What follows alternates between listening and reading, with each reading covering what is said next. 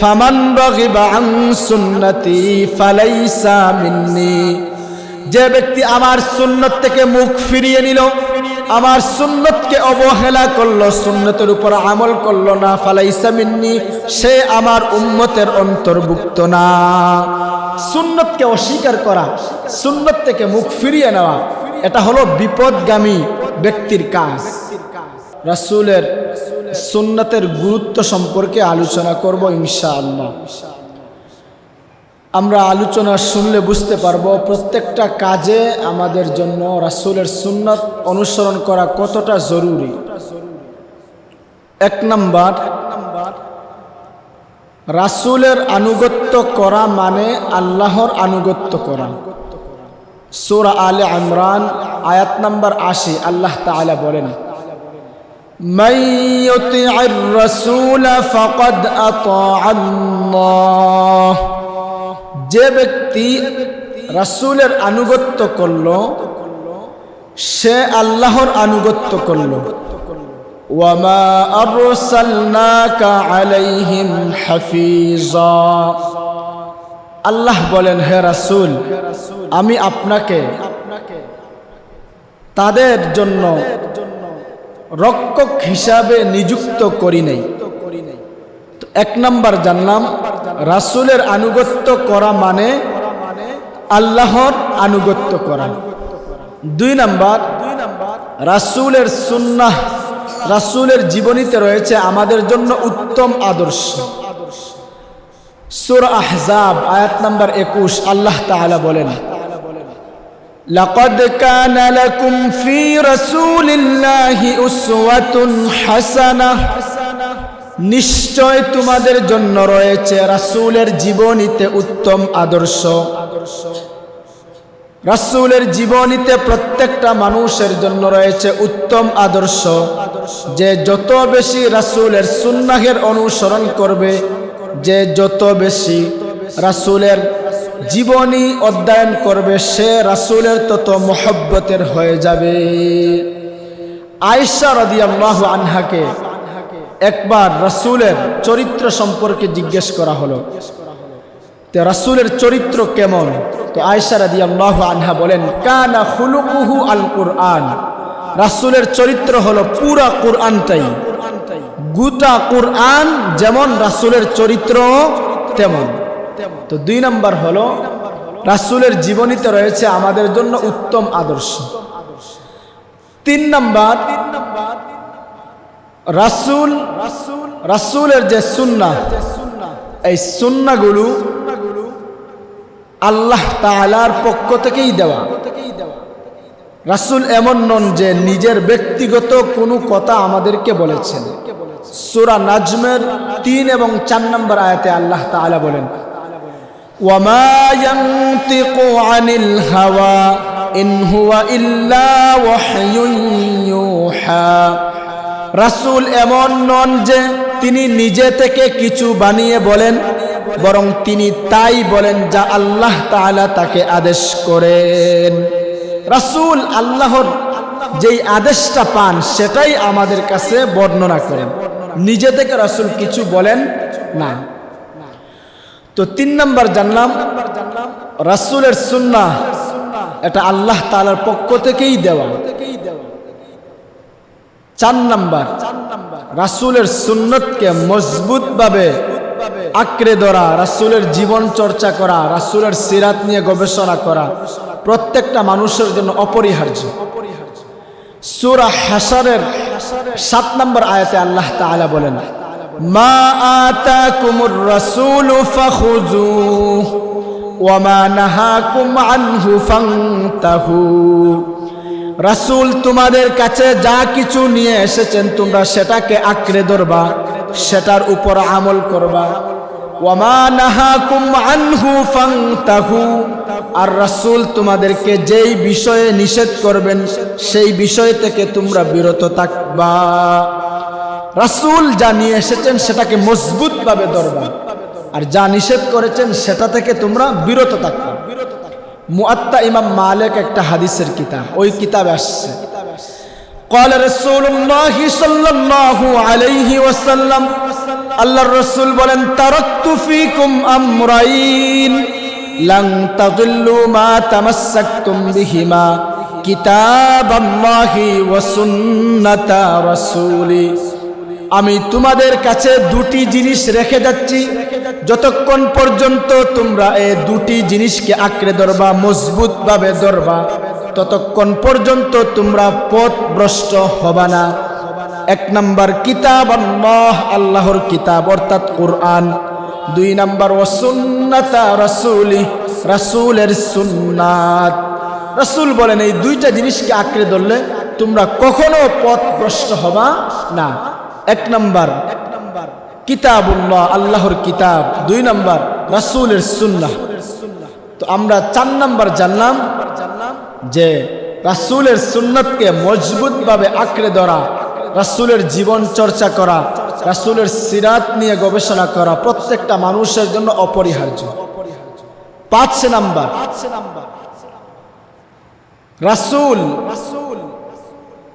রাসূলের সুন্নাত থেকে কেউ যদি মুখ ফিরিয়ে নেয় সে পথভ্রষ্ট, বিপদগামী। সহিহ বুখারী শরীফের 5063 নম্বর হাদিস।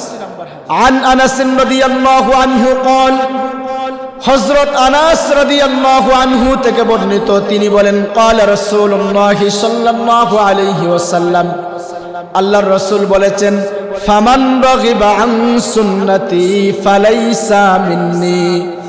যে ব্যক্তি আমার সুন্নত থেকে মুখ ফিরিয়ে নিল, আমার সুন্নতকে অবহেলা করলো, সুন্নতের উপর আমল করলো না, ফালাইসা মিন্নি, সে আমার উম্মতের অন্তর্ভুক্ত না। সুন্নতকে অস্বীকার করা, সুন্নত থেকে মুখ ফিরিয়ে নেওয়া, এটা হলো বিপদগামী ব্যক্তির কাজ। তো আমরা জানলাম 5 নাম্বার যে রাসূলের সুন্নাহ থেকে মুখ ফিরিয়ে নেয় সে পথভ্রষ্ট। 6 নাম্বার প্রকৃত মুমিন ওই ব্যক্তি যে সব কাজে, সব কিছুতে, পৃথিবীতে যা কিছু আছে সব কিছুর চাইতে রাসূলের সুন্নাতকে বেশি মহব্বত করবে, রাসূলকে বেশি মহব্বত করবে। সহিহ বুখারী শরীফের হাদিস। আন আনাস রাদিয়াল্লাহু আনহু قال, হযরত আনাস রাদিয়াল্লাহু আনহু থেকে বর্ণিত, তিনি বলেন قال রাসূলুল্লাহ সাল্লাল্লাহু আলাইহি ওয়াসাল্লাম, আল্লাহর রাসূল বলেছেন লা ইউমিনু আহাদুকুম হাত্তা আকুনা আহাব্বা ইলাইহি মিন ওয়ালিদিহি ওয়া ওয়ালাদিহি ওয়ান নাসি আজমাইন। তোমাদের কেউ ততক্ষণ পর্যন্ত প্রকৃত মুমিন হতে পারবে না যতক্ষণ পর্যন্ত না আমি রাসূল তার কাছে, তার বাবা মা, তার পিতা মাতা, তার সন্তান সন্ততি এবং দুনিয়াতে যত মানুষ আছে সব কিছুর চাইতে আমি রাসূল তার কাছে মহব্বতের, ভালোবাসার পাত্র না হব। দুনিয়াতে যা কিছু আছে, বাবা মা, সন্তান সন্ততি, গোটা দুনিয়ার যত মানুষ আছে সবার চাইতে রাসূলকে বেশি ভালোবাসতে হবে। ইন্না উমর রাদিয়াল্লাহু আনহু قال يا رسول الله লা আনতা আহাব্বা ইলাইয়া মিন কুল্লি শাইইন ইল্লা মিন নাফসি। একবার ওমর রাদিয়াল্লাহু আনহু রাসূলকে বললেন, ইয়া রাসূলুল্লাহ, আমি গোটা দুনিয়াতে যা কিছু আছে সব কিছুর চাইতে আপনাকে বেশি ভালোবাসি, ইল্লা মিন নাফসি, তবে আমার জীবনের চাইতে বেশি ভালোবাসি না। তো রাসূলুল্লাহ সাল্লাল্লাহু আলাইহি ওয়াসাল্লাম বললেন ফাকালা লা ওয়াল্লাযী নাফসি বিয়াদিহি হাত্তা আকুনা আহাব্বা ইলাইকা মিন নাফসিক। রাসূল বলেন তুমি ততক্ষণ পর্যন্ত প্রকৃত মুমিন হতে পারবা না যতক্ষণ পর্যন্ত তোমার জীবনের চাইতেও বেশি আমি রাসূলকে না ভালোবাসবা। তো ওমর রাদিয়াল্লাহু আনহু এই কথা শুনে কিছুক্ষণ থেমে গেলেন, একটু পর বললেন, ইয়া রাসূলুল্লাহ, আপনি আমার কাছে আমার জীবনের চাইতেও বেশি মহব্বতের। তো রাসূল সাল্লাল্লাহু আলাইহি ওয়াসাল্লাম যখন এই কথা শুনলেন যে উমর বলেছেন এখন আমি আমার জীবনের চাইতেও বেশি আপনাকে ভালোবাসি, রাসূল বলেন, ইয়া ওমর তাম্মা ঈমানুকা, হে ওমর এখন তোমার ঈমান পরিপূর্ণ হয়েছে। তো 6 নাম্বার হলো একজন মানুষের জীবনে সবচেয়ে বেশি ভালোবাসতে হবে কাকে? রাসূলকে। 7 নাম্বার রাসূলকে দুনিয়ার জীবনে কেউ যদি ভালোবাসে সে কিয়ামতের দিনে রাসূলের কাছাকাছি থাকবে, রাসূলের সাথে থাকবে। সহিহ বুখারী শরীফের হাদিস। আন আনাস রাদিয়াল্লাহু আনহু قال হযরত আনাস রাদিয়াল্লাহু আনহু থেকে বর্ণিত, তিনি বলেন قال রাসূলুল্লাহ সাল্লাল্লাহু আলাইহি ওয়াসাল্লাম, আনাস রাদিয়াল্লাহু আনহু বলেন, ইন্না রাজুলান ক্বালা ইয়া রাসূলুল্লাহ মাতাস সাআহ, এক ব্যক্তি নবীজির কাছে এসে জিজ্ঞেস করে, ইয়া রাসূলুল্লাহ কখন কিয়ামত হবে? কি জিজ্ঞেস করে? কিয়ামত কখন হবে এসে জিজ্ঞেস করতেছে।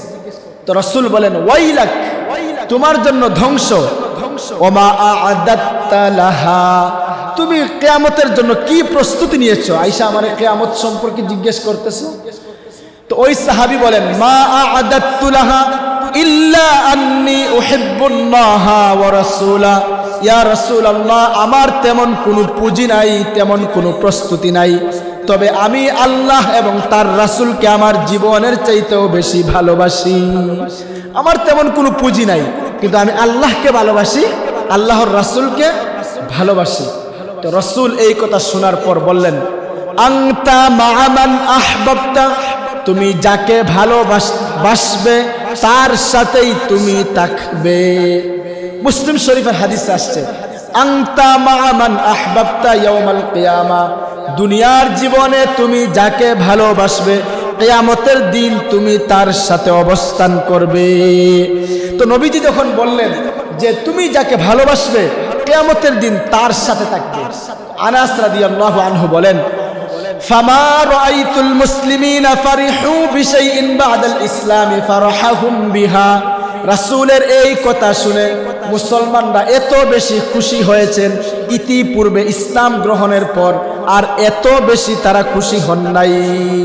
সাহাবীরা এত বেশি খুশি হয়েছে, খুশি হওয়ার কারণ হলো নবীজি যখন বলেছেন দুনিয়ার জীবনে যে যার সাথে থাকবে কিয়ামতের দিন সে তার সাথে থাকবে।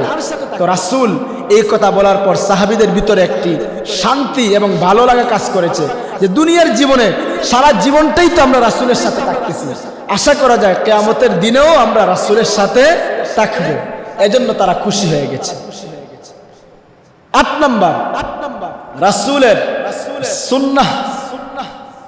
কেউ যদি রাসূলের কোনো অবহেলিত সুন্নত জীবিত করে, আমল করে, আর এই সুন্নতের উপর যত মানুষ আমল করবে তার একটা সওয়াব তার অ্যাকাউন্টে দেওয়া হবে। তিরমিজি শরীফের 2667 নাম্বার হাদিস, قال رسول الله صلى الله عليه وسلم, আল্লাহর রাসূল বলেন, মান আহয়া সুন্নাতাম মিন সুন্নতি ক্বাদ উমিতাত বা'দি, কোন ব্যক্তি যদি রাসূলের কোনো অবহেলিত সুন্নত, আমার কোনো অবহেলিত সুন্নত পৃথিবীতে জীবিত করে, আমল করে, আর এই সুন্নত জীবিত করার পর এই সুন্নতের উপর যত মানুষ আমল করবে, ফাইন্না লাহু মিনাল আজরি মিসলু উজুরি মান তাবিআহু লা ইয়ানকুসু যালিকা মিন উজুরিহিম শাইআ। রাসূল বলেন, এই অবহেলিত সুন্নতটা জীবিত করার কারণে যত মানুষ এই সুন্নতের উপর আমল করবে তত মানুষের সম পরিমাণ সব ওই ব্যক্তির আমলনামায় লিখে দেওয়া হবে। তবে লা ইয়ানকুসু যালিকা মিন উজুরিহিম শাইআ, যারা এই সুন্নতের উপর আমল করবে তাদের আমল থেকে, তাদের সওয়াব থেকে কোনো সওয়াব কমানো হবে না, বিন্দু মাত্র সওয়াব কমানো হবে না। তো আমরা রাসূলের সুন্নাত সম্পর্কে কয়েকটি কথা শুনলাম। 1 নাম্বার, রাসূলের আনুগত্য করা মানে আল্লাহর আনুগত্য করা। 2 নাম্বার, রাসূলের জীবনীতে রয়েছে আমাদের জন্য উত্তম আদর্শ। 3 নাম্বার, রাসূলের সুন্নাহ। রাসূলের সুন্নাহ এটা রাসূলের ব্যক্তিগত না, রাসূল নিজে থেকে কিছু বলেন না, আল্লাহ তাআলা রাসূলকে যা জানান সেটাই বলেন। 4 নাম্বার, রাসূল যা নিয়ে এসেছেন সেটাকে আমাদের মজবুতভাবে আঁকড়ে ধরতে হবে, আর যা থেকে নিষেধ করেছেন তা থেকে বিরত থাকতে হবে। 5 নাম্বার, যে রাসূলের সুন্নাত থেকে মুখ ফিরিয়ে নেয় সে হলো পথভ্রষ্ট। 6 নাম্বার, রাসূলের সুন্নাতকে যদি কেউ জীবিত করে সে যত মানুষ এই সুন্নতের উপর আমল করবে তাদের সমপরিমাণ সওয়াব পাবে। 7 নাম্বার, দুনিয়ার জীবনে যে রাসূলকে ভালোবাসবে কিয়ামতের দিন সে তার সাথে থাকবে।